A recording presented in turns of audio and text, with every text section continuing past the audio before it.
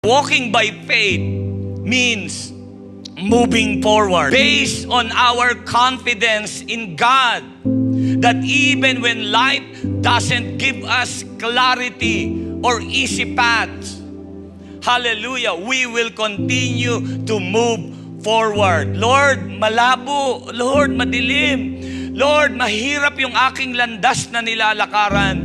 But don't give up. Move forward. Our hope and our confidence is in the promises of God. Amen? Mga magulang at mga kapatid, mabubuhay tayo, lalakad tayong may pananampalataya, magpapatuloy, hindi mo pa nakikita, pero may kasagutan na. Mahirap, yes, may pinagdadaanan ka, pero buo ang pananampalataya at pananalig natin sa Panginoong Diyos na hindi nagbabago. Amen? Abante lang, tuloy lang po tayo sa Panginoon, kahit pa hindi tayo binibigyan ng pagkakataon at ng sitwasyon.